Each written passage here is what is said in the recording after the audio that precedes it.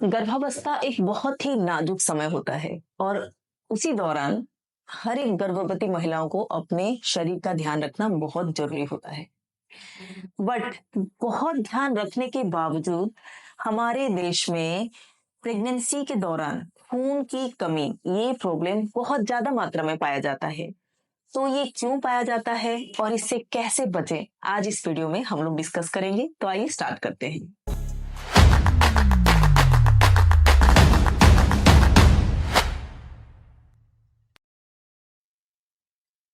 Pregnancy में पहले तिमाही और तीसरी तिमाही में अगर हीमोग्लोबिन लेवल 11 से कम हो गया तो फिर हम लोग उसको बोलते हैं खून की कमी है, यानी कि एनीमिया है। और दूसरी तिमाही में अगर हीमोग्लोबिन 10 से कम हो गया तो हम लोग बोलते हैं एनीमिया है। तो ये हीमोग्लोबिन लेवल का काम क्या है बॉडी में? ये क्या करेगा, हमारे बॉडी के हर एक ऑर्गन्स के पास ऑक्सीजन पहुंचाता है। अगर ऑक्सीजन सही अगर हीमोग्लोबिन सही लेवल मेंटेन कर रहा है तो फिर हमारे बॉडी के सारे ऑर्गन्स को सही मात्रा में ऑक्सीजन मिलेगा और सबका फंक्शन अच्छा रहेगा, बच्चे का डेवलपमेंट भी अच्छा रहेगा। बट जब हीमोग्लोबिन की मात्रा कम हो जाता है, यानी कि खून की कमी होती है, तो फिर बच्चे का डेवलपमेंट अच्छे से नहीं हो पाता और मदर, जो हमारी गर्भवती महिला है, उनको भी कई सारे दिक्कतें आ सकते हैं। तो आज आइए पहले डिस्कस करते हैं कि क्यों खून की कमी हमारे देश में बहुत ज्यादा मात्रा में पाया जाता है।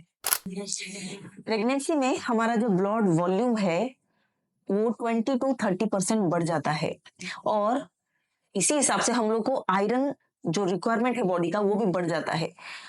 अगर हम लोग आयरन रिक्वायरमेंट पूरा नहीं कर पाते हैं तो फिर एनीमिया होता है, यानी कि खून की कमी होती है। ये है पॉइंट नंबर 1। और एक कारण ये है खून की कमी गर्भावस्था में क्यों होता है, वो ये है कि हमारे जो महिलाएं हैं वो प्रेगनेंसी प्लान करने से पहले उनके खून की कमी जो प्रॉब्लम होता है उसको वो लोग नहीं पूरा कर पाते। हीमोग्लोबिन कम है, फिर प्रेग्नेंट हो गए। तो अगर हीमोग्लोबिन कम है और आप प्रेग्नेंट हो जाते हो, उसमें प्रेगनेंसी में आपको ये जो अ, और भी ज्यादा आपको एनीमिया दिखाई दे सकता है।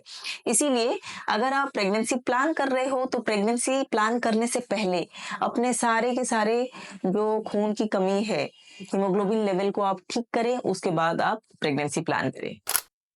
खून की कमी हो तो उसको कैसे ठीक करें? पहला ये है डाइट। हम लोग ऐसे खाना खाएं जिसमें भरपूर मात्रा में आयरन हो। तो आयरन कहाँ मिलेगा आपको? आपको हरे पत्तेदार सब्जी लेना है। आप पालक लें, मेथी लें और इसके साथ साथ आपको अनार और चुकंदर अपने डाइट में जरूर ऐड करें। जब आप रात में सोने जाते हो तो आप पानी में कुछ किशमिश और अखरोट भिगो के रखें और सुबह वही किशमिश और अखरोट को लें।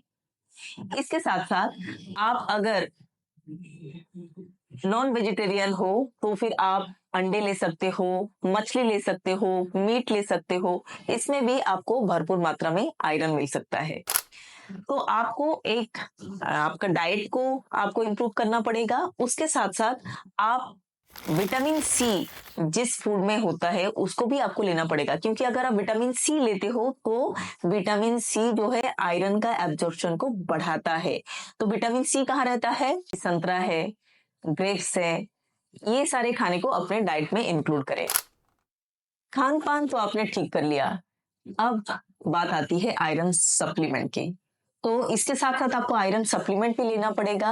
आपने देखा है कि दूसरी तिमाही से आपके गायनोकोलॉजिस्ट आपका जो विटामिन जो प्लान होता है प्रेगनेंसी के लिए उसमें आयरन टैबलेट ऐड करते हैं।